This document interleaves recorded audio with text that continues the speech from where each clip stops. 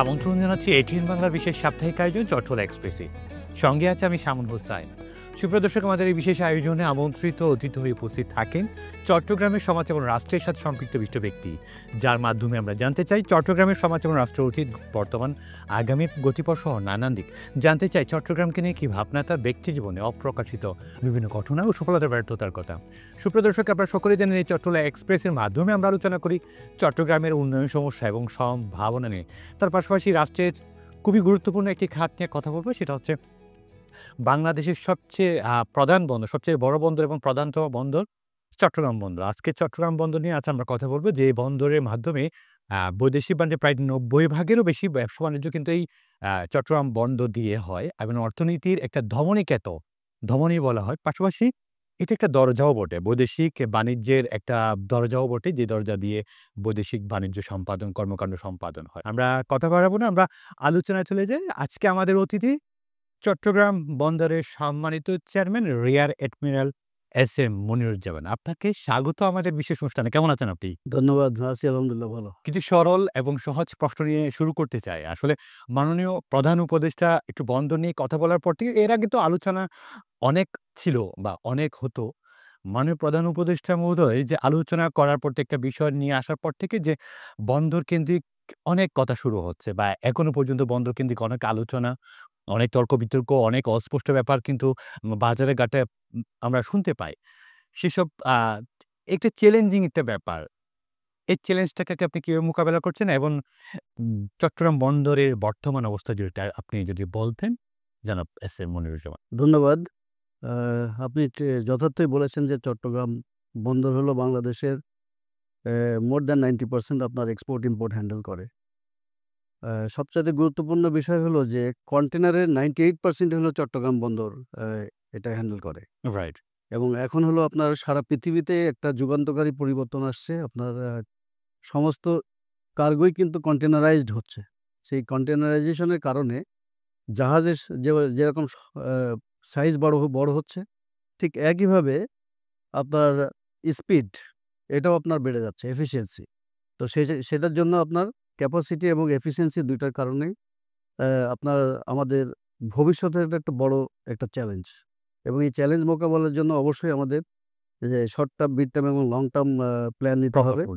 এবং সেইভাবেই কিন্তু আমরা বন্দরের যেই পোর্ট মাস্টার প্ল্যান করে সেই অনুসারেই আমরা আগাচ্ছি। এবং শর্ট টার্মের ভিতরে হলো আমাদের এখন যেই পোর্টগুলো আছে সেইগুলোকে আসলে বাস্তবমুখী এবং আধুনিকায়ন করা হলো অপরিহার্য।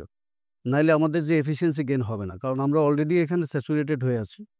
আমাদের যে ক্যাপাসিটি এখন তার চাইতে আমরা এখন বেশি হ্যান্ডেল করতেছি। কিন্তু এই এই এফিশিয়েন্সিটাকে বাড়াইতে গেলে এখানে অবশ্যই আমাদের টেকনোলজি এবং গ্লোবাল যে বেস্ট প্র্যাকটিসেস এগুলোকে আমাদের অ্যাডপ্ট করতে হবে। তো সেইজন্যই আমরা চাচ্ছি যে এই পোর্টগুলোকে গ্লোবাল যে বেস্ট অপারেটর যারা আছে, তারা যদি এখানে আসে তখন হবে কি তারা একটা ট্রান্সফরমেশন করবে। টেকনোলজিক্যাল রেভলিউশন হবে। রাইট। এবং এর ফলে হবে কি এখন যে সার্ভিস পোর্ট মডেল, এটার থেকে আমরা সরাসরি যে আ ল্যান্ডলর্ড মডেলে চলে আসবো। এবং এই ল্যান্ডলর্ড মডেলটাই হলো সারা পৃথিবীতে একটা আ আ মানে এস্টাবলিশ একটা প্র্যাকটিস। তো আমরা ওই দিকে যাচ্ছি। এটা একটা আন্তর্জাতিক একটা স্ট্যান্ডার্ড এবং সেই স্ট্যান্ডার্ডটাই আমরা ফলো করছি। তো সেইজন্য হলো এক্সিস্টিং পোর্টগুলোকে আমরা ইমিডিয়েটলি যেটা চাচ্ছি যে আগে মোর এফিশিয়েন্ট করার জন্য টেকনোলজি অ্যাডপ্ট করে এবং প্রসিডিউরাল এবং অপারেশনাল এফিশিয়েন্সি এনহান্স করার জন্য। অ্যান্ড দ্বিতীয়টা হলো যে আপনার যেটা মধ্যবর্তী যেটা বললাম সেটা হলো যে আমাদের কিছু জায়গায় আ একটু বড় জাহাজ অপারেট করতে হবে এবং 24/7 তার জন্য আমরা লালদিয়াতে একটা ইনিশিয়েটিভ নিয়েছি, যেটা এপিএমটি টার্মিনালের মার্কস লাইনের অর্থায়নে হবে। ওখানে একটা গ্রিনফিল্ড প্রজেক্ট, এটা হবে আপনার ল্যান্ডলর্ড মডেলেই, কিন্তু সেখানে হলো তারা বিল্ড, অপারেট অ্যান্ড ট্রান্সফার করবে। এইটার জন্য আমাদের একটা ট্রান্সেকশন অ্যাডভাইজার আছে ওয়ার্ল্ড ক্লাস, যেটা হলো আপনার ইন্টারন্যাশনাল ফাইন্যান্সিয়াল কর্পোরেশন, ওয়ার্ল্ড ব্যাংকের একটা প্রতিষ্ঠান। এবং আমাদের যে কাউন্টার পার্ট ওনাদেরও একটা ট্রান্সেকশন অ্যাডভাইজার আছে। সো এটা নিয়ে আমরা যে পাবলিক প্রাইভেট পার্টনারশিপের যে প্রসিডিউর আছে, টোটাল প্রসিডিউর আমরা 100% ফলো করে এই কাজটা করতে চাচ্ছি এবং সেইভাবে এটা এগিয়ে যাচ্ছে। এটা একটা দীর্ঘ প্রক্রিয়া। তো আমরা যাতে সুষ্ঠুভাবে এটা করা যায় সেইভাবে করে আমরা অ্যা লালদিয়া যে টার্মিনালটা ইনশাআল্লাহ আমরা এটা করব। আর আরেকটা হলো আমাদের যে বে টার্মিনাল। আপনি জানেন যে এখন চট্টগ্রাম বন্দর মানে এটা টাইডের উপর নির্ভরশীল হয়। জাহাজের যে আসা যাওয়াটা সম্পূর্ণ নির্ভর করে হলো জোয়ারের উপর, ভাটার উপরে, এবং ২৪ ঘন্টা আমরা অপারেট করতে পারি না, মোস্টলি দিনের বেলা। আর ২০০ মিটারের উপরে জাহাজ অপারেট করা যায় না। কিন্তু এখন জাহাজের সাইজ বেড়ে যাচ্ছে। তো সেজন্য আমাদেরকে অবশ্যই সমুদ্রের পাড়ে যেতে হবে। তো সেইজন্য বে টার্মিনাল একটা আমাদের একটা সম্ভাবনার দ্বার ওপেন হবে ওখানে। সেখানে আমাদের ওয়ার্ল্ড ব্যাংকের $৬৫০ মিলিয়ন একটা লোন এগ্রিমেন্ট অলরেডি হয়েছে, এবং পিএসএ সিঙ্গাপুর এবং ডিপি ওয়ার্ল্ডের সাথে আমাদের একটা G2G কন্ট্রাক্ট আছে। সেইটা অনুসারেও আমরা ওইটা নিয়ে কাজ করে যাচ্ছি। আশা করি যে আগামী বছরের ১ম হয়তোবা আমরা সব প্রসেসগুলো কমপ্লিট করে কাজগুলো এগিয়ে নিয়ে যেতে পারবো, এবং সেটা যদি আমরা শুরু করতে পারি আগামী বছরের মাঝামাঝি, তাহলে ২০৩০-এ ইনশাল্লাহ বে টার্মিনালও হয়ে যাবে। তো এইটা হয়ে গেলে আমরা আগামী ৫ বছরের জন্য একটু চ্যালেঞ্জ থাকবে আমাদের। যেই কার্গো গ্রোথ হলো এখন ১১%, এই ১১% গ্রোথ হ্যান্ডেল করার জন্য আমাদেরকে এই ক্যাপাসিটি এবং এফিসিয়েন্সি ল্যাটারালি এবং ভার্টিক্যালি বাড়াইতে হবে। তো সেইজন্য আমরা চিন্তা করেছি যে আমাদের এক্সিস্টিং ইয়ার্ড যেটা, এই ইয়ার্ডগুলোকে একটু সম্প্রসারণ করা। আমরা ইতিমধ্যে 53,000 ক্যাপাসিটি থেকে এখন আমরা 62 তে চলে আসছি। তারপর আমরা ট্রাক টার্মিনাল করেছি। দেন হলো আপনার আমরা টেকনোলজি অ্যাডপ্ট করেছি। ডিজিটাল টেকনোলজি অ্যাডপ্ট করার ফলে আমাদের এখন গেট পাসের কারণে ট্রাকের যেই স্পিডটা বেড়ে গেছে। একইভাবে বিল পেমেন্ট, বিল জেনারেশন, এইগুলো আমরা অটোমেটেড করে ফেলেছি অনলাইন ব্যাংকিংয়ের মাধ্যমে। অ্যান্ড নেক্সট আমরা যেটা চাচ্ছি, আমরা যেই পোর্ট সিঙ্গেল উইন্ডো যেটা আমরা বলছি সিপিআই স্কাই, এটা আগামী ফেব্রুয়ারিতে লঞ্চ হয়ে যাবে। তখন আমরা 100% অটোমেটেড হয়ে যাব, এবং সেখানে আমরা কাস্টমসের এসআই কোডা এবং আমাদের যে operating system, terminal operating system, এই দুটাকে আমরা ইন্টিগ্রেট করে ফেলবো। এটা করে ফেললে তখন আমাদের টোটাল অপারেশনটা হবে হলো আপনার অটোমেটেড। অটোমেটিক। এইটা হয়ে গেলেই তখন দেখে বের যে আমাদের এফিসিয়েন্সি বেড়ে যাবে, ক্যাপাসিটিও বেড়ে যাবে। তো সেই জন্য আমরা এটা নিয়ে খুব এক্সটেন্সিভলি কাজ করছি 24/7। আশা করি যে আগামী ৫ বছরের জন্য আমাদের কোনো সমস্যা নেই। এখন গ্লোবাল ইনভেস্টররা তারা কিন্তু বাংলাদেশে আসার জন্য উদগ্রীব হয়ে আছে, এবং পোর্টই হলো আসলে এটার জন্য একটা মানে মেইন চ্যালেঞ্জিং এরিয়া। এরিয়া তো সেইজন্য আমরা যদি পোর্ট যদি ঠিক করে ফেলতে পারি, বা এটা শক্তিশালী করা হ্যাঁ। যায়, সেক্ষেত্রে কিন্তু আমাদের ইনশাল্লাহ তাহলে বড়, বড় ইনভেস্টররা বাংলাদেশে আসবে। হাই এন্ড প্রোডাক্টগুলো বাংলাদেশে আসবে। কারণ আমরা তখন স্পিড টু মার্কেট এটা অ্যাটেন্ড করতে পারবো। মহল্লায় বা বাজারে বা ব্যবসায়িক জোনে আমরা বিভিন্ন আলোচনা শুনতে পাই। এত আলোচনা এবং সমালোচনার ভিড়ে আপনি চেয়ারম্যানের দায়িত্ব পালন করছেন। মানে এই ব্যাপারটাকে কতটুকু এনজয় করছেন ব্যাপারটা? জনাব ইয়াসিন মনিরুজ্জামান প্লিজ। না, আমার কাছে সবচাইতে ভালো লাগে যে সবাই কথা বলার সুযোগ পেয়েছে এবং কথা বলে। রাইট। তো সবাই বলছে এটা তাদের স্বাধীনতা, তারা উপভোগ করছে। তবে এটাও ঠিক যে এই স্বাধীনতার মধ্যে কিন্তু অনেক মিস ইনফরমেশন এবং ডিসইনফরমেশনও বিভিন্ন ধরনের মিডিয়াতে, সোশ্যাল, ইলেকট্রনিক, প্রিন্ট মিডিয়াতে সবসময় চলে আসে। অনেক সময় এটা বিভ্রান্তিকরও হয়। তো আমরা যেটা করি যে আমরা সঠিক কাজটাকে যেহেতু করতেছি, এজন্য আমাদের কাছে এগুলো নিয়ে আমরা আসলে চিন্তা করি। চিন্তা ভাবনা করে। আমরা জানি যেটা আমরা করছি দেশের জন্যে এবং সাধারণ মানুষের জন্যে, ভবিষ্যৎ প্রজন্মের জন্য। হ্যাঁ, আমরা একটু কন্টেইনার হ্যান্ডেলিং রেকর্ড নিয়ে কথা বলতে চাই। আপনার অর্জন নিয়ে কথা বলতে চাই। এরকম একটা নিউজ হয়েছিল বিএসএস নিউজ জুনে ২০২৫ সালে ৩১.৭২ লাখ টিইউ মানে হ্যান্ডেল করার পেছনে মূল চালিকা শক্তি কি ছিল? পাশাপাশি এই ভবিষ্যতে আর কতটা বৃদ্ধি করা যায়? এটা কতটা আশা করছেন আপনি? আমি ১ম এ বলব যে এটা হলো ফার্স্ট হলো আপনার এফিশিয়েন্ট ম্যানেজমেন্ট, এবং এফিশিয়েন্ট ম্যানেজমেন্ট করতে গেলে সেখানে আপনাকে টোটাল সিস্টেমের ভিতরে, ইকোসিস্টেমের ভিতরে একটা ডিসিপ্লিন আনতে হবে। এই ডিসিপ্লিনটা আনতে আমাদের অনেক কষ্ট করতে হয়েছে। যেমন বন্দরের ভিতরে আগে যেমন আপনার কন্টেইনার আসলে আপনারা জানেন যে ক্যারেট যেগুলো থাকে প্লাস্টিক এবং উডেন যে ফ্রেমগুলা, রাইট। এইগুলো সব বন্দরের ভিতর থেকে সব কালেক্ট করতো। গাড়ি ঢুকতো, লোক ঢুকতো, ভিতরে হেফাজতলি থাকতো, এবং ফায়ার হ্যাজার্ডও ছিল। তো এইগুলো কিন্তু আমরা এখন আর বন্দরের ভিতরে এলাও করি না। যার ফলে আমাদের ভিতরে এখানে একটা ডিসিপ্লিন তৈরি হয়েছে। তারপর অনেকগুলো আপনার হলো আউটস্ট্যান্ডিং কার্গো এবং কন্টেইনার ভিতরে ছিল, ইভেন গাড়ি যেগুলো অকশনেবল, সেগুলোকে আমরা অনেকগুলো এখান থেকে সরাই ফেলেছি, এবং কিছু, কিছু জায়গায় আমরা স্পেস ছিল যেখানে আমরা ইয়ার্ড তৈরি করেছি। নতুন সিএফএস শেড তৈরি করেছি। তারপরে হলো আমরা কন্টেইনারের জন্য আগে কোনো স্ট্যাক ইয়ার্ড ছিল না। ডাইরেক্ট আপনার হুক পয়েন্টে গিয়ে ডেলিভারি দিতে হতো এবং ওখান থেকে নিতে হতো। এখন আমরা কি করেছি? স্ট্যাক ইয়ার্ড করেছি। সো আপনার স্ট্যাক ইয়ার্ড করাতে হয়েছে কি, আপনার ওখান থেকেই স্ট্যাক ইয়ার্ড থেকে ডেলিভারি স্ট্যাকইয়ার্ড থেকে আপনার হলো আনলোডিং করতে পারছে। তো সেজন্য আপনার এই ডিসিপ্লিনটা আসার ফলে আমার স্পিড বেড়ে গেছে। আর স্পিড বেড়ে গেলে তো অটোমেটিক্যালি আপনার এফিসিয়েন্সি বেড়ে যাচ্ছে। সো এইভাবে হলো আমরা এই মানে আপনার লক্ষ্যমাত্রা কিরকম? একটা কন্টেইনার হ্যান্ডেলিং রেকর্ড আপনার সামনের দিকে আশাবাদী কিরকম হইতে পারে আপনার আসলে? আমরা আগামী ৫ বছরের মধ্যে ইনশাআল্লাহ অ্যানাদার 1.5 মিলিয়ন টিউস, এখন আমরা 3.3 করছি। অ্যানাদার 1.5 মিলিয়ন টিউস ইজিলি আমরা হ্যান্ডেল করতে পারবো, এবং এটা আমাদের যে cargo demand and growth rate আছে তার সাথে এটা সামঞ্জস্যপূর্ণ। কাজে আমি মনে করি যে এখন বড় বড় ইনভেস্টরদের বাংলাদেশে আসার এটা মোক্ষম সময়। দীর্ঘস্থায়ী কন্টেইনার নিলামের কথা একটু বলি। এই দীর্ঘস্থায়ী মানে কন্টেইনার নিলামে এই পদক্ষেপে কার্যকরী জায়গা এবং সময় কতটা বাঁচলো আপনার মনে হচ্ছে? মানে এইটাতে ব্যবসায়ীরা কি সুযোগ সুবিধা পাচ্ছে এক কথায়? প্রথমত আমি বলব, শোনেন, আপনাদের সবচাইতে বড় বিষয় ছিল যে এখানে অনেক ডেঞ্জারাস কার্গো ছিল, রাইট। যেগুলো আমরা ক্লিয়ার করে ফেলেছি। এটা একটা মানে বড় একটা আমরা সমস্যার সমাধান করেছি আলহামদুলিল্লাহ। নেক্সট যেটা হলো, আমাদের যেই ১০,০০০ এর মতো আপনার কন্টেইনার আছে ভিতরে, যেগুলো অকশনেবল এবং নানা ধরনের আপনার আইনি জটিলতা এবং প্রসেসের কারণে এগুলো সব পড়ে আছে। এইগুলো আমরা ইনভেন্টরি কমপ্লিট করেছি। কাস্টমস এটা অভূতপূর্ব একটা কাজ করেছে। এখন এটা দ্রুত অকশন করাটাই হলো আমাদের কাজ। তো এইটা যদি হয়ে যায়, এর ব্যবসায়িকরা সুবিধা পাবে। এখানে প্রায় 40% আপনার হলো এফিসিয়েন্সি গেইন হবে। তখন কিন্তু ব্যবসায়িকদের জন্য আমরা ভিতরে গ্রিন চ্যানেলের এখন চিন্তা করছি। যেমন এই গ্রিন চ্যানেল করে ওখানে আলাদা শেড করে, আলাদা ইয়ার্ড করে তাদের জন্য ডেডিকেটেড রাখা। এটা তো ওনাদের জন্য একটা বড় গেম চেঞ্জার হবে। যে গ্রিন চ্যানেল করতে পারবে তারা চিটাগং পোর্টের ভিতরে। প্রাইভেট পাবলিক যেটা পার্টনারশিপের যে প্রকল্পের মডেল প্রকল্প, এই মডেল প্রকল্পের আয় এবং দক্ষতা কিভাবে বাড়াবে আসলে? এটা একটু জানতে চাচ্ছি। পাশাপাশি আন্তর্জাতিক শিপিং কোম্পানি এক্ষেত্রে আগ্রহী হবে কিনা আসলে? দেখেন, প্রাইভেট পাবলিক পার্টনারশিপ যে প্রক্রিয়াটা, এটা কিন্তু একটা গ্লোবালি এস্টাবলিশ প্র্যাকটিস। রাইট। ঠিক আছে? এখানে যেই স্টেপগুলো আছে প্রত্যেকটা স্টেপই কিন্তু এক সুন্দর একটা স্ট্যান্ডার্ড বেস্ট প্র্যাকটিস ফলো করা হয়েছে, এবং সেখানে আন্তর্জাতিক মানে, যেমন আমাদের এন্ডে প্রত্যেকটা প্রজেক্টে কিন্তু আন্তর্জাতিক মানের কনসালটেন্ট নিয়োগ করা হয়েছে, এবং তারা কিন্তু যে ডিউ ডিলিজেন্স গুলো করছে প্রত্যেকটা সাইডে আপনার হলো আলাদা আলাদা ওইভাবে আন্তর্জাতিক মানের আপনার আছে, এক্সপার্ট কনসালটেন্ট আছে। তো তারা যেই এই স্টাডিগুলো করছে, তারাও স্টাডি করে আমাদের পক্ষে যে প্রপোজাল তৈরি করতেছে, ঠিক আমাদের কাউন্টার পার্টও ওনাদের একইভাবে ডিউ ডিলিজেন্স করে একটা প্রপোজাল তৈরি হচ্ছে।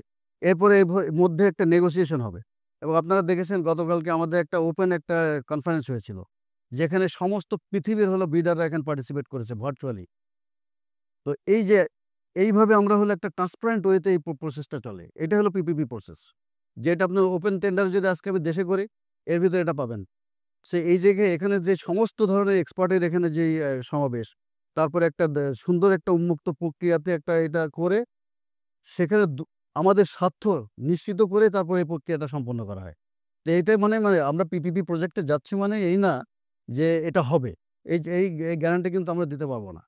কারণ নেগোসিয়েশনটা এত জোরালো, ওই জায়গায় যদি আপনার আমাদের পক্ষে নেগোসিয়েশন যদি না হয়, এই প্রজেক্ট কনক্লুড হবে না, কন্ট্রাক্ট হবে না। সো এইটা নিয়ে আমি মনে করি যে এই ট্রান্সপারেন্ট প্রসেসটা এটা ইন্টারন্যাশনালি অ্যাকসেপ্টেড, এবং পৃথিবীর সমস্ত পার্টিসিপেন্ট কিন্তু এই জন্য আসছে। নইলে কিন্তু ওনারা আসতো না। আসতো না, আসতো না। এখন একটু গুরুত্বপূর্ণ বিষয় আসি যে বিদেশি অপারেটরের অংশগ্রহণ নিয়ে একটু কথা বলি। বিদেশি এই ক্ষেত্রে বিদেশি অপারেটর যারা অংশগ্রহণ এর ব্যাপারে যেটা কথা আসছে, এক্ষেত্রে স্থানীয় শ্রমিক এবং কোম্পানির জন্য কি সুযোগ সৃষ্টি করবে আপনার দৃষ্টিতে? এবং কি নিরাপত্তা বা চ্যালেঞ্জ দেখা যাবে? আমি একটু দেখেন, বলব। প্রথমত হলো যে আমরা যেটা আমি আপনাকে বলেছি যে আমরা এই মডেলটা হলো ল্যান্ডলর্ড মডেল। এটা সারা পৃথিবীতে এরকম, সব দেশে। তো এই ল্যান্ডলর্ড মডেলটা আমাদের যেহেতু আমরা অ্যাডপ্ট করতে যাচ্ছি, এজন্য অনেকে এটার সম্পর্কে একটু মানে ভিন্ন ধারণা আছে। এটা কি অজ্ঞতার কারণে ধারণা না? আমি মনে করি সেটাই। কারণ আপনি দেখেন, আমাদের পার্শ্ববর্তী দেশ শ্রীলঙ্কার যে আপনার কলম্বো পোর্ট, ওরাও কিন্তু সার্ভিস পোর্ট থেকে তারা ল্যান্ডলর্ড পোর্টে আসছে, এবং তাদের 4.5 মিলিয়ন টিউস থেকে 11 মিলিয়ন টিউসে চলে আসছে। কত এফিসিয়েন্সি গেইন হয়েছে চিন্তা করেন এই মডেল অ্যাডপ্ট করার জন্য। তা আমরা যদি এই মডেলটা অ্যাডপ্ট করি তাহলে হবে কি, যেমন আমাদের মনে করেন এনসিটিতে আমাদের এটা টুল পোর্ট, এখানে আমাদের সম্পূর্ণ আমাদের নিজেদের ইকুইপমেন্ট, টার্মিনাল আমাদের, ল্যান্ডও আমাদের, ইকুইপমেন্ট ওটা একটা শুধু অপারেটর তার থার্ড পার্টি ছিল। এখন হচ্ছে কি যারা গ্লোবাল যারা বেস্ট প্র্যাকটিসেস যারা করে তারা যখন এখানে আসবে পার্টিসিপেট করবে। কেন দেশীয় অপারেটর নয়? এক্ষেত্রে কি বলছেন আপনি? কারণ হলো বিদেশি অপারেটররা ওনারা তো হলো বিদেশে বড়, বড় লাইন অফ সার্ভিস বড়, বড় তাদের কোম্পানির সাথে তারা এক্সপেরিয়েন্স ইন্টারেক্ট টুকু করে। অনেক তারা কার্গো জেনারেট করতে পারে। রাইট। তাদের এই এফিসিয়েন্সি আছে। তাদের ওই কানেক্টিভিটি আছে। তাদের ওই ধরনের আপনার এক্সপার্ট আছে। যেটা আমাদের দেশীয় অপারেটরদের নাই। তো উনারা এইজন্য কি করে এই কার্গো যখন জেনারেট করে তখন কিন্তু কম্পিটিটিভ ওয়েতে কার্গো জেনারেট করবে। কারণ আপনি যদি কম্পিটিটিভ না হন, যেমন আপনার মনে করেন আমাদের পিয়ার কম্পিটিটর কারা? ভিয়েতনাম। তো ভিয়েতনামের সাথে যদি আমরা স্পিড টু মার্কেটে যদি না আগায়ে থাকতে পারি, তাহলে ইনভেস্টর তো আমার এখানে আসবে না। এই কম্পিটিটিভনেস ওনারা তখন করবে। এক্ষেত্রে বুঝছেন? কি এক্ষেত্রে নিরাপত্তা চ্যালেঞ্জ দেখছে কিনা আসলে? না আমি কোনো নিরাপত্তা এখানে আমি কোনো চ্যালেঞ্জ দেখি না। কারণ আমি তো মনে করি আরো যত বড়, বড় কোম্পানি দেশে আসবে আরো নিরাপত্তা আরো ইয়ে হবে, আরো সুসংহত হবে, আরো স্ট্রং হবে। কারণ তখন তো আমাদের এনগেজমেন্ট গ্লোবালি হচ্ছে। এখন তো আমরা এই যেহেতু এনগেজড হচ্ছি, এটা তো আরো স্ট্রং হবে, বন্ড হবে আরো স্ট্রং। বে টার্মিনাল বিনিয়োগ এইটা কতটা কার্যক্ষমতা এবং প্রতিযোগিতা বাড়াবে আসলে? এবং এটা বিদেশি শিপিং কোম্পানিগুলোকে আগমন বাড়াবে কিনা এই জায়গায়? বে টার্মিনাল হলে এখানে ধরেন আপনার ডাইরেক্ট ১২ মিটার ড্রাফটের জাহাজ আসতে পারবে। আসতে পারবে। এখানে ৪,৫০০ থেকে ৫,০০০ টিইউস এর জাহাজ ইজিলি আসতে পারবে। আসতে পারবে। এখন আসে আপনার হলো ম্যাক্সিমাম ২২০০, ২,৫০০ ম্যাক্সিমাম। এটা তো দীর্ঘদিনের চাওয়া কিন্তু ব্যবসায়ীদের। সেক্ষেত্রে আসলে এটা কতটুকু এগুলো এই প্রকল্পটা? আসলে এটা ৩০ আমরা সালের আপনি যে কথাটা বললেন এটা একটু সময় লেগে গেছে যে বিভিন্ন কারণে জটিলতা ছিল অনেক। তো আমরা আলহামদুলিল্লাহ এগুলো সবই উত্তরণ করে আমাদের এখন জায়গা হয়ে গেছে। আমরা তো ল্যান্ডলর্ড হয়ে গেছি। তো এইটা নিয়ে আমাদের আর সমস্যা নেই এবং এই কারণে আমাদের প্রজেক্টটা পাস হয়েছে এবং ওয়ার্ল্ড ব্যাংকের লোন এগ্রিমেন্টও আমাদের হয়ে গিয়েছে।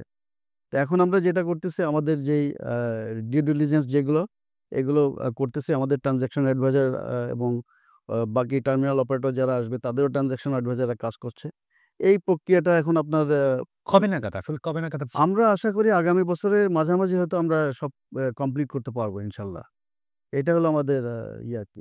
তো আমরা চেষ্টা করতেছি যে প্রসেস যেগুলো আছে সুন্দরভাবে সবগুলো কি সবগুলো বাধা আসছে কি সরকার পরিবর্তনের কারণে বা সরকার ভিন্ন হওয়ার কারণে নাকি? না এখানে এখানে আসলে যেমন আমাদের যে জায়গাই ছিল না। আগে মনে করেন হ্যাঁ, জায়গা না থাকলে আপনাকে ল্যান্ডলর্ড না হইলে আপনার এখানে কে আসবে? কেমনে? হ্যাঁ, রাইট। তো এটা ধরেন আমরা আমি তো এখানে ১১ই অগাস্ট ২০২৪ এ জয়েন করেছি। রাইট। তারপরে কিন্তু আমরা ২.৫ মাসের ভিতরে জায়গা অধিগ্রহণ করেছি। আচ্ছা। এটা ছিল আমাদের ফার্স্ট ট্র্যাক মুভ এবং চ্যালেঞ্জ ছিল ব্যাপারটা। চ্যালেঞ্জ ছিল। হ্যাঁ, রাইট। তো এই জায়গা পাওয়ার পরে কিন্তু আমাদের তখন আমরা প্রজেক্টটা অ্যাপ্রুভ করতে পারছি। তো আপনি যদি এই জায়গা যদি আপনি না থাকে তাহলে আপনি কিভাবে প্রজেক্ট হবে? কেন? ল্যান্ডলর্ড হবেন কিভাবে? জি, এখন একটু বন্দরের অবকাঠামো মানে উন্নয়ন নিয়ে একটু কথা বলতে চাই। অবকাঠামো উন্নয়নের মাধ্যমে আসলে দ্রুততা এবং খরচ হ্রাস কতটা সম্ভব বলে আপনি মনে করছেন? পাশাপাশি কোনো বড় চ্যালেঞ্জ আছে কিনা আসলে? খরচ শুনেন, আপনি যদি স্পিড এবং খরচ ২ টাই যদি আপনি অ্যা অ্যাটেন্ড করতে চান, হ্যাঁ, যে খরচ কমাবেন, স্পিড বাড়াবেন। তাহলে আমি মনে করি যে টেকনোলজি অ্যাডপ্ট করার কোনো অল্টারনেটিভ নাই। এটা হলো নাম্বার 1। আরেকটা হলো যেটা হলো যে আমার যে জাহাজের সাইজ বাড়াইলে ২৪ ঘন্টা যদি আমি জাহাজ অপারেট করতে পারি এবং ডাইরেক্ট শিপিং যদি আমি করতে পারি, তাহলে আমার কন্টেইনারের ভাড়া, জাহাজের ভাড়া একদম 40 থেকে 50% কমে আসবে। এইটা আমাদের করতেই হবে। নাইলে আমরা গ্লোবালি আমরা কম্পিট করতে পারব না। খালি কন্টেইনার কমানো একটা ব্যাপার চলে আসে যেটা খালি কন্টেইনার কমানো, এক্ষেত্রে সময়, খরচ এবং শ্রমিক পরিবেশে কতটা উন্নতি হয়েছে। পাশাপাশি ব্যবসায়ীরা এটাতে সুবিধা অনুভব করছে কিনা আসলে? দেখেন আমাদের এখন যে ইম্পোর্ট কার্গো যেটা আসছে 100% লোডেড। হ্যাঁ। যখন আমাদের এক্সপোর্ট হয় তখন কিন্তু অলমোস্ট 40% আমাদের হলো খালি কন্টেইনার যায়। তার মানে কি এখনো আমাদের 40% ক্যাপাসিটি আছে এক্সপোর্ট করার। সো আমি এটা বলব যে বিজনেস যারা করে বিজনেস কমিউনিটির জন্য এটা একটা হলো গুড ইনফরমেশন রাইট। যে তারা এখনো কিন্তু 40% ক্যাপাসিটি বাড়াইতে পারে ফর এক্সপোর্ট কার্গো। কারণ আমি তো 40% খালি পাঠাচ্ছি। এই জায়গায় ব্যবসায়ীরা কি ফিল করতে পারে? সুবিধা কি ফিল করতে আমি তো মনে করি যদি উনারা যদি আরো এখানে মানে ম্যানুফ্যাকচারিং এবং গ্রোথ যদি করতে পারে তাহলে কিন্তু এই যে 40% কার্গো যদি উনারা খালি যাচ্ছে যেটা, এখানে যদি উনারা যদি লোডেড পাঠাইতে পারে, তাহলে তো অটোমেটিক্যালি কন্টেইনারের ভ্যালু কমে যাবে। এখন তো মনে করেন 40% খালি গিয়ে তো তাকে ফুল কন্টেইনারের ভাড়া দিতে হচ্ছে। ভাড়া তো সেম। ঠিক কি না? তো আমি যদি ওই 40% যদি আমি ফুল করে লোড করে দিয়ে দিতে পারি, তাহলে তো আমার ওই 40% এর খরচ আমার কমে যাবে। তাহলে তো আমার তো বিজনেসে আমি আরো কম্পিটিটিভ হব। এই জন্য আমাদের এক্সপোর্ট গ্রোথ বাড়ার এখনও 40% সুযোগ এখনই আছে। আর আমরা যে কন্টেনারের যে ক্যাপাসিটি বাড়াচ্ছি, হ্যান্ডলিংয়ের ক্যাপাসিটি, এইটা যদি আমরা কমপ্লিট করে ফেলি, তাহলে তো আমি মনে করি যে আমাদের এখন ডেভেলপ করার সুযোগ আছে। বেশি রাজস্বকে আপনি কতটা ইতিবাচক বলে আপনি মনে করছেন? পাশাপাশি এটাকে বরাদ্দ কি সেবা উন্নয়নে মানে এটা হচ্ছে কিনা? সেবা উন্নয়ন হচ্ছে কিনা? দেখেন রাজস্ব এটা তো আসলে আমার খাত না। আমরা তো আসলে সার্ভিস। স্যার পোর্ট হলো সার্ভিস। রাইট। তো সার্ভিস প্রোভাইডার হিসাবে আমরা আসলে এখানে কোনো রেভিনিউ জেনারেট করি না। আমরা এখানে আমাদের যেই আর্নিংটা হয় সেখান থেকে আমরা সার্ভিসের উপরে সরকারকে আমরা ভ্যাট দিচ্ছি, বুঝছেন? Right, right. তো আমি মনে করি যে বাংলাদেশের রাজস্ব আয় অবশ্যই বাড়বে যদি পোর্টের এফিসিয়েন্সি এবং ক্যাপাসিটি ক্যাপাসিটি বাড়ানো হয়। রাইট। এবং তার প্রমাণ আপনারা দেখেছেন যে ইতিপূর্বে মানে বন্দরের ইতিহাসের সমস্ত রেকর্ড রাজস্ব খাতে এবং পোর্টের ২ দিকে কিন্তু এক্সিড করে গেছে। এটা তারই প্রমাণ। এবং আমি মনে করি যে আমাদের দেশে আসলে উন্নয়ন করার মানে যে সম্ভাবনা আছে এবং সম্ভব। বড় জাহাজ গ্রহণ ক্ষমতা কি আমদানিকারক বা রপ্তানিকারীদের খরচ কমাবে? আ এটা কত দ্রুত সুবিধা কার্যকর হবে বলে মনে অবশ্যই, করছেন আপনি? অবশ্যই। কারণ এখন দেখেন আমাদের আমরা তো ফেডার পোর্ট।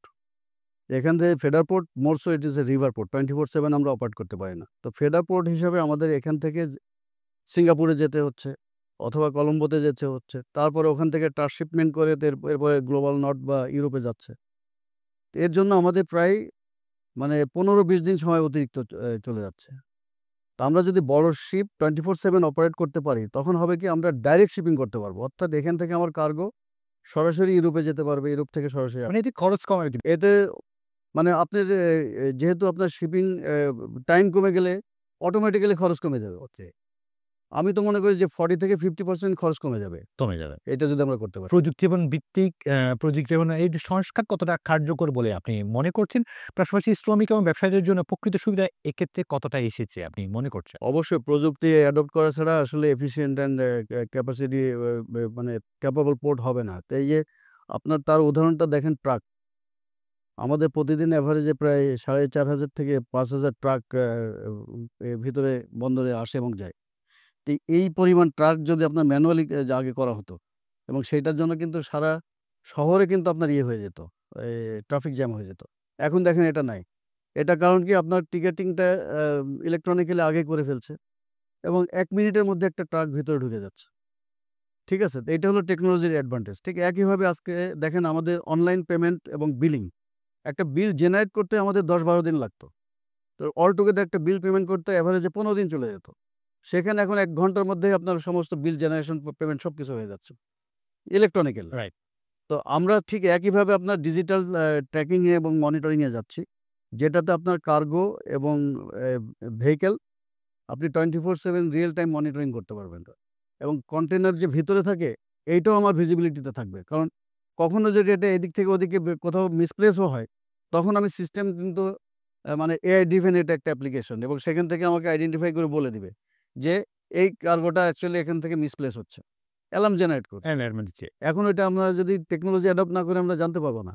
কারণ বন্দরের ভিতরে আপনার হলো এ এ চা এ মানে ৪০,০০০ এর মতো কন্টেইনার পড়ে রয়েছে। এই ৪০,০০০ কন্টেইনারের ভিতরে একটা কন্টেইনার যদি মিসপ্লেস হয় এখান থেকে ওখানে, ম্যানুয়ালি আপনার দেখা তো সম্ভব না। ঠিক আছে? ক্যামেরাতে দেখলেও অনেক সময় ক্যামেরাতেও ফুল কাভারেজ পাওয়া যায় না। যদি একটার সাথে একটা ট্রানজিট হয়ে যায় দেখা যায় না। তো সেইজন্য আপনার একমাত্র উপায় হলো যে আর্টিফিশিয়াল ইন্টেলিজেন্স বেসড অ্যালগরিদম দিয়ে আমরা real time tracking and monitoring এ যাচ্ছি। সেটাতে আপনি প্রত্যেকটা মুভমেন্ট আপনি মানে সিস্টেমে বলে দিবে। পাশাপাশি একটু ডিজিটাল মনিটরিং সিস্টেমের কথা চলে আসি। যদি জাহাজ অপেক্ষার সময় কমানোর জন্য সিপিএ ডিজিটাল মনিটরিং সিস্টেম চালু করেছেন। এই ক্ষেত্রে কতটা সময় সাশ্রয় হচ্ছে বলে আপনি মনে করছেন? পাশাপাশি ব্যবসায়িক কার্যক্রমে এর প্রভাব কতটা লক্ষ্য করা যাচ্ছে আপনার? এইটার আপনার মনে করেন জাহাজে যেমন এখন হলো আমাদের waiting time 0, turn around time হলো এভারেজ ২.৫ দিন। হ্যাঁ, রাইট, এটা তো আগে অনেক ছিল। ওয়েটিং টাইম যে 0 তে আপনার এটা তো চিন্তাও করা যায় না। রাইট। তো এই মানে জিনিসটাকে কমিয়ে আনলেন। এইটাকে আমরা আরো কমায় আনতে পারবো। যদি আমরা real time tracking and monitoring এ যাই। সেজন্য আমরা চাচ্ছি যে আমাদের পোর্ট লিমিট 62 নটিক্যাল মাইলের ভিতরে আমরা টোটাল হলো আপনার ডিজিটাল ট্র্যাকিং মনিটরিং এর ভিতর নিয়ে আসতে। তাহলে হবে কি আমরা নেভিগেশন অপ্টিমাইজেশন করতে পারবো। রুট অপ্টিমাইজেশন করতে পারবো। তখন জাহাজের সাথে ভেহিকল এবং মুভমেন্ট এগুলো সিনক্রোনাইজ করতে পারবো। এইটা করতে হলে আমাকে অবশ্যই টেকনোলজি অ্যাডপ্ট করতে হবে এবং তখন দেখা যাবে যে যেই জাহাজ মনে করেন হয়তো সেল করছে সিঙ্গাপুর থেকে একটা সাথে হয়তো ২ দিন হয়তো লিড টাইম সে এড করে নিছে, বুঝছেন? এর সাথে ইন অ্যাডিশন 2 ডেজ, তখন হয়তো তার 2 ডেজ লাগবে না, ওই 2 ডেজ সেভ হয়ে যাবে। ঠিকই একইভাবে ভিতরে আপনার কন্টেইনার ডেলিভারি, কার্গো মানে ডেলিভারি, তারপরে ভেহিকেলের মুভমেন্ট, এগুলো আপনার সিনক্রোনাইজড হইতে হবে। অনেক সময় বেঁচে যাবে। সময় বেঁচে গেলে তো এক্ষেত্রে বিজনেস ম্যানেজমেন্টে কি ধরনের ইফেক্ট লক্ষ্য করা যাচ্ছে? আপনি দেখেন আমাদের কন্টেইনার হ্যান্ডলিং হাইয়েস্ট হয়েছে, কার্গো হ্যান্ডলিংও হাইয়েস্ট, ঠিক আছে? কিন্তু অন দ্য আদার হ্যান্ড দেখেন, আপনি যদি আমাদের ফরেন কারেন্সি যে আমরা এক্সপোর্ট এবং ইম্পোর্টের খরচ যদি দেখি, কমে গেছে। এটা কিন্তু একটা বড় ইন্ডিকেশন। কি জন্যে? কারণ এই টেকনোলজি অ্যাডাপ্ট করার ফলে আপনার হ্যান্ডলিং বাড়ছে, হ্যাঁ, ওইদিকে খরচ কমে গেছে। খরচ কম গেছে। এটা তো দৃশ্যমান প্রমাণ এটা তো। Spell magic. MAGIC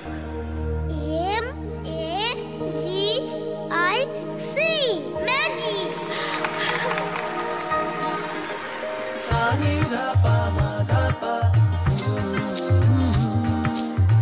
সুস্বাদু পুষ্টিকর কিশোর নুডলস একমাত্র নুডলস যা পরিবারের সুষম খাদ্য নিশ্চিত করে আর নিশ্চিত করে আপনার বেড়ে ওঠা সন্তানের সুন্দর ভবিষ্যৎ। কিশোর নুডলস, মমস ম্যাজিক।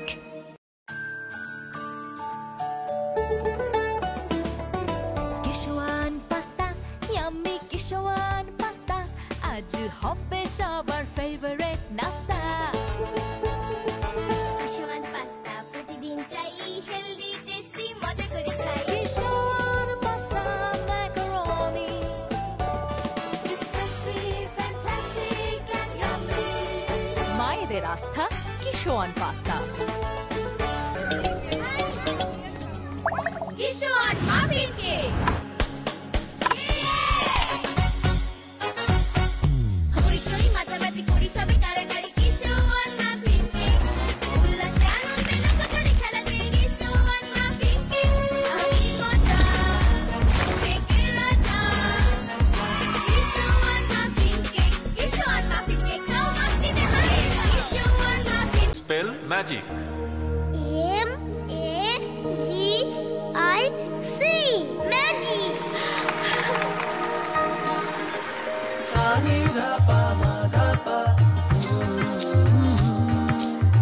সুস্বাদু পুষ্টিকর কিশোর নুডলস একমাত্র নুডলস যা পরিবারের সুষম খাদ্য নিশ্চিত করে আর নিশ্চিত করে আপনার বেড়ে ওঠা সন্তানের সুন্দর ভবিষ্যৎ। কিশোর noodles, moms magic.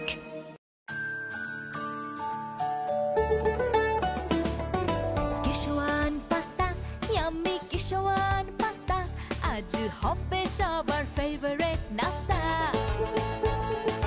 Kishwan pasta প্রতিদিন চাই, হেলদি টেস্টি মজা করে খাই। Kishwan pasta macaroni, It's tasty, fantastic and yummy. মায়েদের আস্থা Kishwan pasta. Kishwan muffin cake. হইচই মাতামাতি করি সবে কারাকারি, কিশোয়ান মাফিন কেক। উল্লাসে আনন্দে লোকজনে খেলাতে, কিশোয়ান মাফিন কেক। আমি মজা, কেকের রাজা।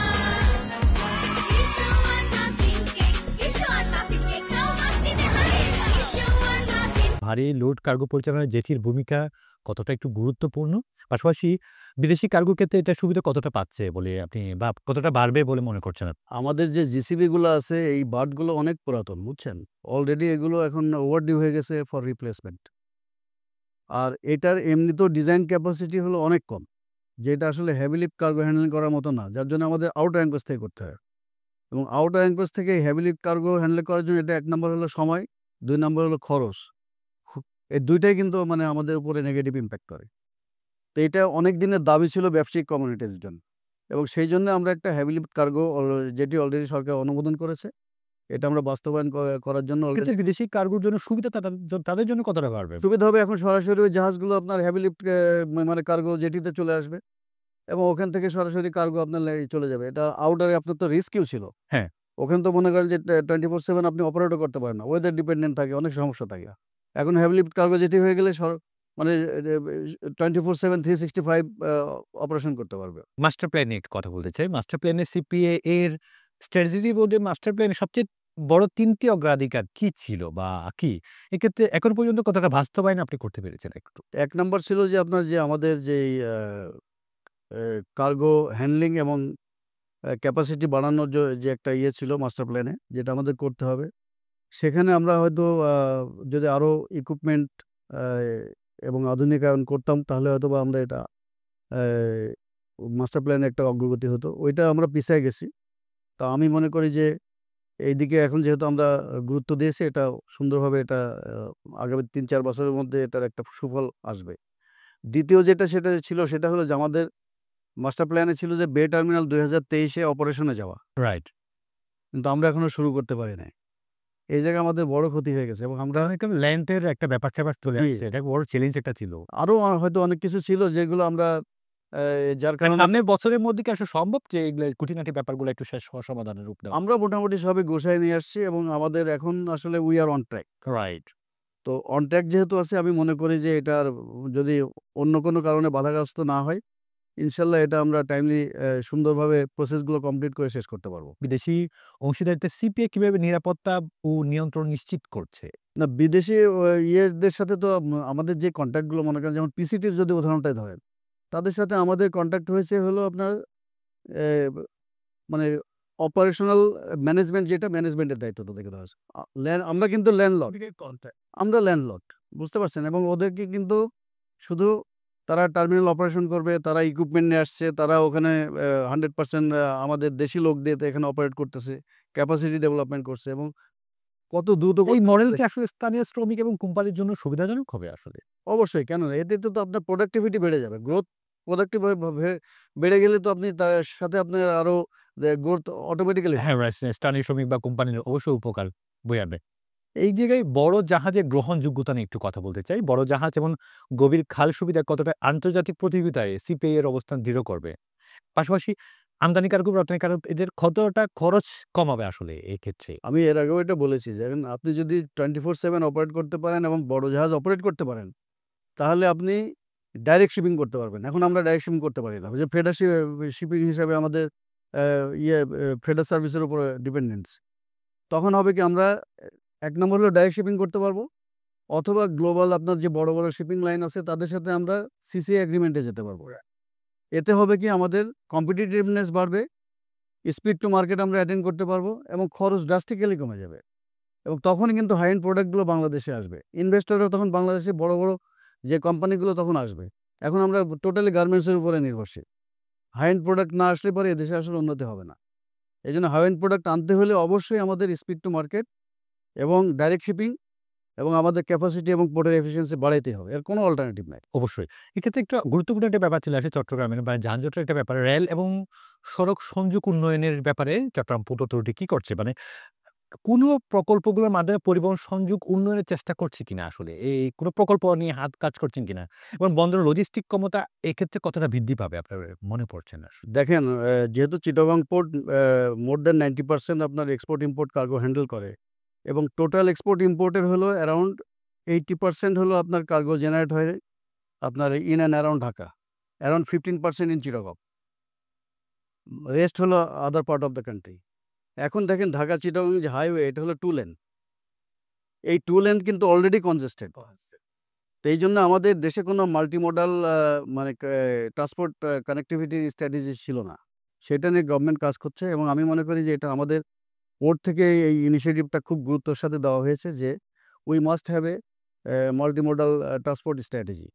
এবং এখন আমরা হলো বাই রোড হলো 96% আমরা হ্যান্ডেল করি, 2% হলো বাই রেল, আর 1% হলো বাই ইনল্যান্ড ওয়াটার ট্রান্সপোর্ট। তো এইটাকে যে আমাদের গ্রোথ ট্র্যাজেক্টরি, সেটা অনুসারে আমরা বলি যে এটাকে 70-20-10 এই রেশিওতে আনতে হবে। এবং সেটা করতে গেলে এখন ঢাকা চিটাগং যে হাইওয়ে, এটাকে আমাদেরকে এই 2 লেন থেকে এটাকে আপনাকে 5 লেনে আনতে হবে, অথবা আপনার ডাইরেক্ট ফ্রেট রেল সার্ভিস চালু করতে হবে, ডাইরেক্ট চিটাগং ঢাকা, এবং আইসিডি ডেভেলপ করতে হবে ঢাকার নর্থের দিকে। দেন আমাদের পানগাতে একটা টার্মিনাল আছে, ওইটার পাশাপাশি আরও কিছু জায়গায় আমাদের টার্মিনাল করতে হবে, যাতে আমরা ইনল্যান্ড ওয়াটারওয়েজে 10% কার্গো হ্যান্ডেল করতে পারি, 20% by rail and 70% by road. এবং এটার জন্য একটা হিউজ আপনার ক্যাপিটাল ইনভেস্টমেন্ট লাগবে বাংলাদেশে ফর ইনফ্রাস্ট্রাকচার ডেভেলপমেন্ট। এই স্ট্র্যাটেজি নিয়ে অলরেডি গভর্নমেন্ট লেভেলে কাজ হচ্ছে এবং আমি মনে করি এটা হয়তো যদি ৫ বছর করে আমরা প্ল্যান করি, তাহলে নেক্সট 10-15 ইয়ার্সের ভিতর এটা এটা গুরুত্ব সহকারে আসলে দেখা যাচ্ছে কিনা? আসলে যেহেতু লজিস্টিক্স মানে ক্ষমতা বৃদ্ধি করার জন্য এটা দেখা হচ্ছে কিনা ওভাবে করে? এখন মনে করেন এই যে সরকার এটার স্ট্র্যাটেজিটা ছিল না, এটা নিয়ে কাজ করছে। হয়তো স্ট্র্যাটেজিটা হয়ে যাবে। পরে যদি স্ট্র্যাটেজিটা বাস্তবায়ন হয় তাহলে হবে।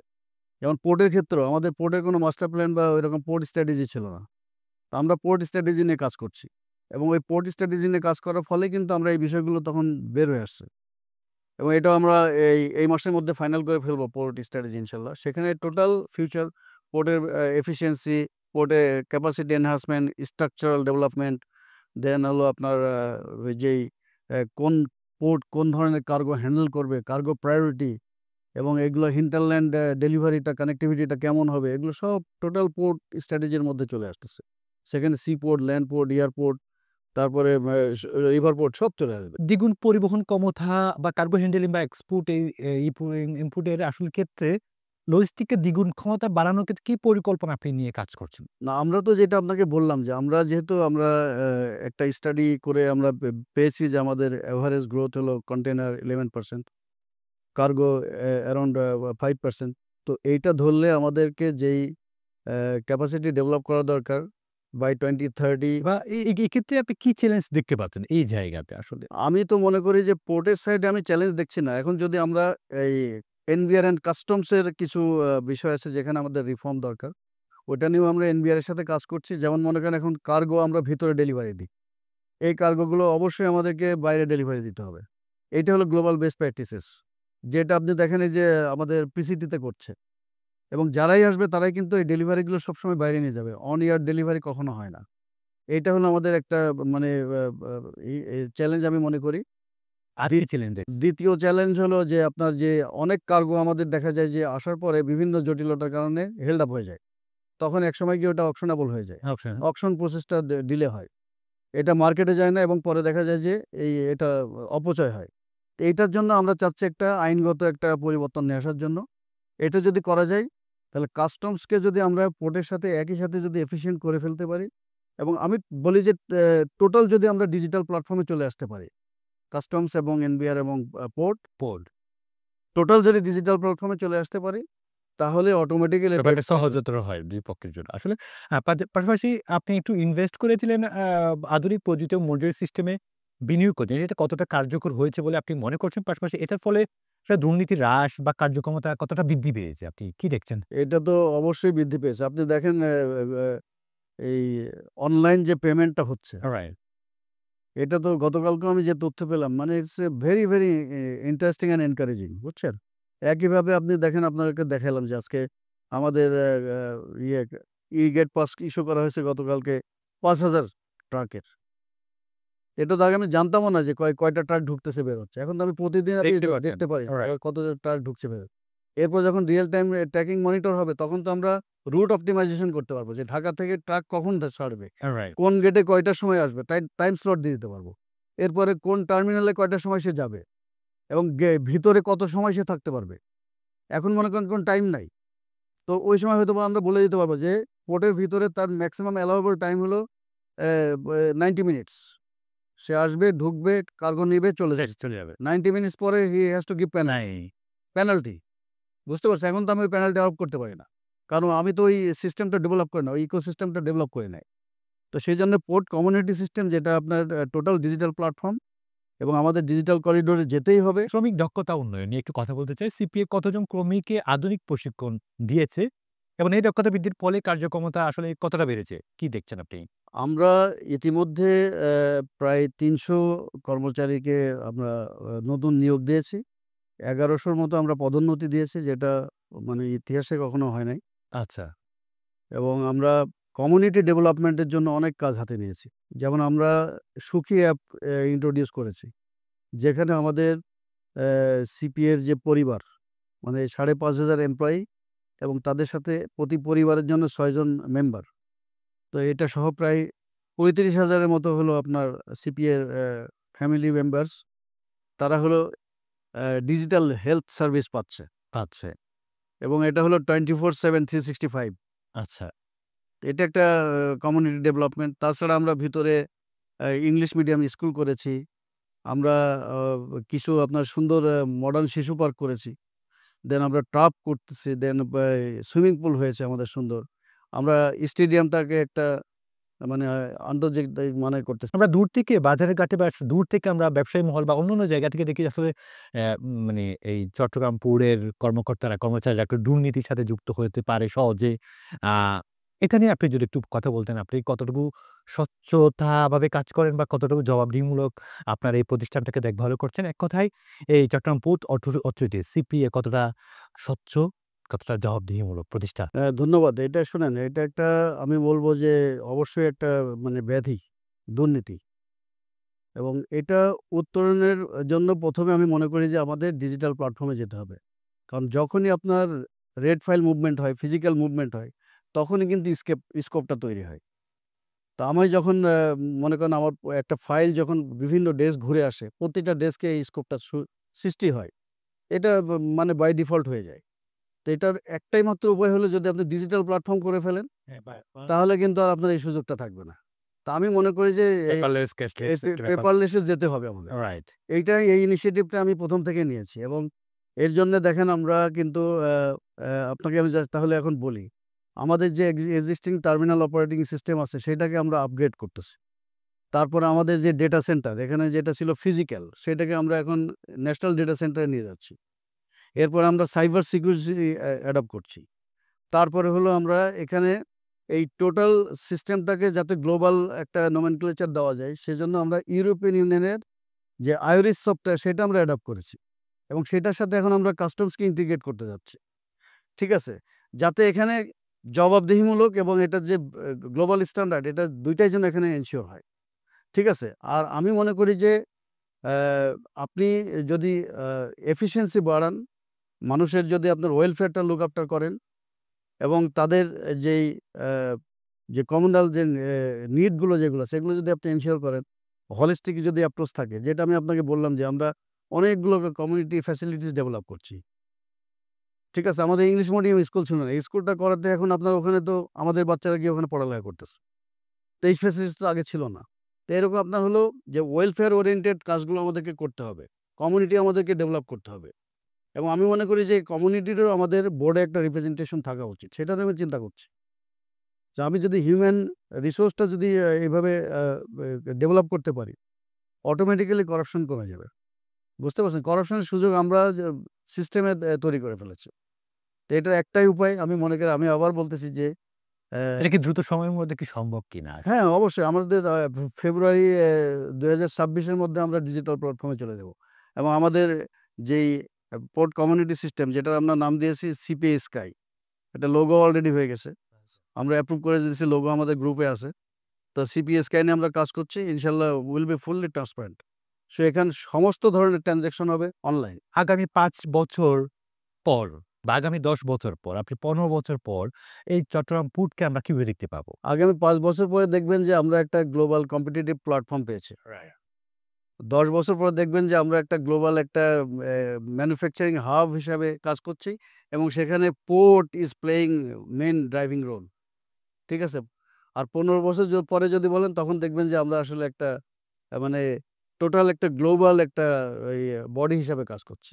এটা যদি একটু সংজ্ঞায়িত যদি আপনি করতেন ব্যাখ্যা দিয়ে যে ৫ বছর পর কেমন আমি দেখতে পাবো? যে আপনি তো এক কথায় বলে দিলেন।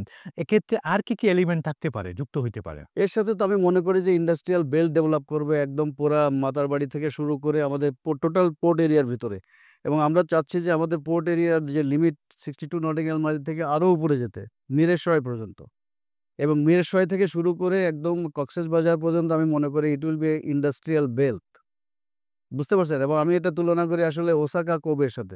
রাইট। যে it will be a replica of Osaka Kobe port. There will be industry, there will be manufacturing belt and also there will be logistics hub. এটা আমি মনে করি যে হওয়া উচিত। চট্টগ্রামকে সংজ্ঞায়িত করার জন্য বা নামকরণের ক্ষেত্রে কিন্তু আমরা বন্দর নগরটা অনেকাংশে খুব ভালো একটা ১ম সারিতে চলে আসে। বাণিজ্যিক রাজধানী তো এই চট্টগ্রাম।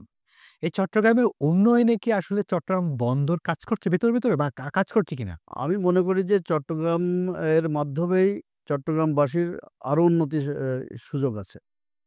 এবং চট্টগ্রাম থেকে আমরা যেই সাপোর্টটা পাই, যে কমিউনিটির যে সাপোর্ট, সেটাই আমি মনে করি আমাদের একটা রেসপন্সিবিলিটি আছে। রাইট। তো আমরা চাই যে এই যে আপনার contribution to the city corporation, এটাও যেন সাস্টেইনেবল হয়। রাইট। আমরা চাই এটাও যেন আরো ভবিষ্যতে বাড়ে। একটা পোর্টের মাধ্যমে কিন্তু একটা দেশ অনেক এগিয়ে গিয়েছে। এরকম আমরা অনেক উদাহরণ আমরা দেখতে পাই। সেই জায়গায় আমরা কতটা অবদান রাখছি? আমাদের চট্টগ্রাম পোর্ট কতটা অবদান রাখছে? পোর্ট যদি আপনার ফাংশন করে এবং পোর্ট যদি আপনার ওইভাবে সাপোর্টিভ হয়, হ্যাঁ। তাহলে কিন্তু আপনার ডেভেলপমেন্ট অটোমেটিক্যালি হবে। হবে না কেন? তো আপনি পৃথিবীর সব জায়গায় দেখেন পোর্টকে এক্ষেত্রে আমাদের মানে চট্টগ্রাম পোর্ট অথরিটির যোগ্যতা আছে কিনা সেই জায়গায় নিয়ে যাওয়ার জন্য? অনেক অপার সম্ভাবনা রয়েছে। আমি তো যেটা দেখি যে এই চট্টগ্রাম দিয়েই বাংলাদেশ উঠে যেতে পারে এবং বন্দরই হলো আসলে তার মানে কেন্দ্রবিন্দু। বন্দর যদি ভাইব্রেন্ট হয়, এক্ষেত্রে করণীয় কি হইতে পারে? আমি মনে করি সবার সহযোগিতা দরকার। যে সাধারণ মানুষের সবারই সম্মিলিত প্রয়াস নিয়ে এটাকে আগাইতে হবে। আমি মনে করি যে বন্দরকে সবাইকে চিন্তা করতে হবে, সবারই বন্দর এবং বন্দর আমাদের সবারই মানে দায়িত্ব এক বন্দর। কথায় শুধু সরকার না, ব্যবসায়ী মহল থেকে শুরু সবাই করে যারা সবাইকে সহযোগিতা। স্টেক হোল্ডার আছে তাদেরকে সকলের সজাগ মানে একটা নীতির একটা দৃষ্টি থাকা উচিত। এক্ষেত্রে আমরা পোর্টকে স্মার্ট পোর্টে রূপান্তর করতে পারবো। যে আপনি সফটওয়্যার কথা বলেছেন, আপনি অনেক মানে কথা বলেছেন চট্টগ্রাম পোর্ট অথরিটি এই বন্দর নিয়ে বন্দরকে সাজানোর জন্য আপনি দিনরাত অক্লান্ত পরিশ্রম করে যাচ্ছেন। সেই ব্যস্তম সময় থেকে এটিএন বাংলাকে সময় দিয়েছেন। এটিএন বাংলার পরিবারের পক্ষ থেকে আপনাকে অসংখ্য ধন্যবাদ জনাব এস এম মনিরুজ্জামান। ধন্যবাদ আপনাকেও। আমি আশা করি এবং আমি জাস্ট এই সুযোগে একটু বলতে চাই জি। যে আমি মনে করি আগামী ৫-১০ বছর পরে এই দেশের মানুষ বন্দরকে নিয়ে গর্ববোধ করবে ইনশাল্লাহ। জি, আমরা সেই পরিস্থিতি সেই পরিবেশ আমরা যেতে চাই। অসংখ্য ধন্যবাদ। সুপ্রিয় দর্শক, আপনারা সকলে জানেন এই চট্টগ্রাম এক্সপ্রেসের মাধ্যমে আমরা আলোচনা করি চট্টগ্রাম উন্নয়ন সমস্যা এবং সম্ভাবনা নিয়ে।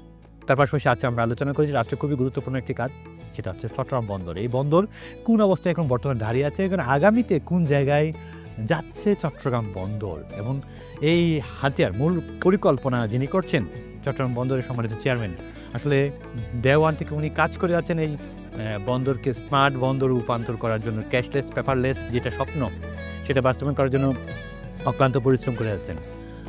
আমরা আজকে আলোচনা করেছি চট্টগ্রাম বন্দর এখন কোন জায়গায় আছে, ভবিষ্যতে কোন জায়গায় যেতে পারে, কি সম্ভাবনা নিয়ে কাজ করছে উনি এবং কি চ্যালেঞ্জ প্রতিহত মোকাবেলা করে যাচ্ছে। টার্মিনাল নিয়ে কথা বলেছি, আরও নানা আনুষঙ্গিক ব্যাপার নিয়ে কথা বলেছি। আগামী পর্বতে একবার আমন্ত্রণ জানিয়ে শেষ করছি আপনাদের সকলের প্রিয় অনুষ্ঠান চট্টগ্রাম এক্সপ্রেস। সে পর্যন্ত ভালো থাকুন, সুস্থ থাকুন, আল্লাহ হাফেজ।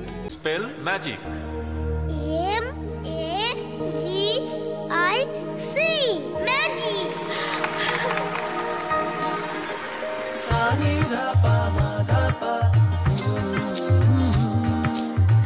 সুস্বাদু পুষ্টিকর কিশোর নুডলস একমাত্র নুডলস যা পরিবারের সুষম খাদ্য নিশ্চিত করে আর নিশ্চিত করে আপনার বেড়ে ওঠা সন্তানের সুন্দর ভবিষ্যৎ। কিশোর নুডলস, মমস ম্যাজিক।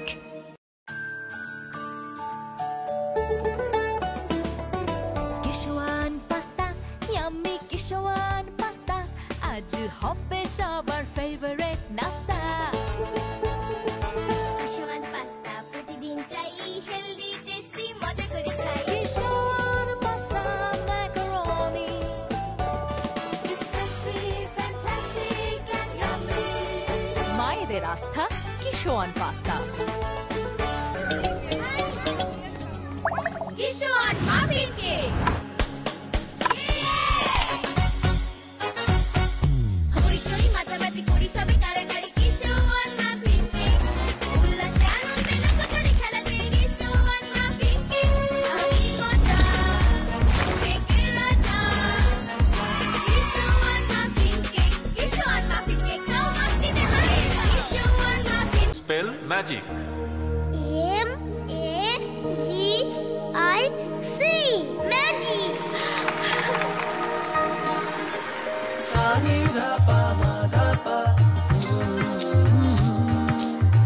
সুস্বাদু পুষ্টিকর কিশোর নুডলস একমাত্র নুডলস যা পরিবারের সুষম খাদ্য নিশ্চিত করে আর নিশ্চিত করে আপনার বেড়ে ওঠা সন্তানের সুন্দর ভবিষ্যৎ। কিশোর নুডলস, মমস ম্যাজিক।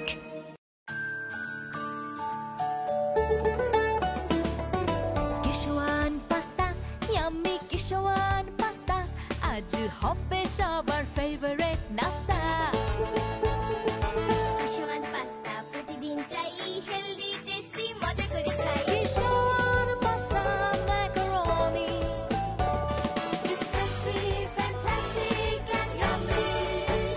আমাদের আস্থা কিশোয়ান পাস্তা।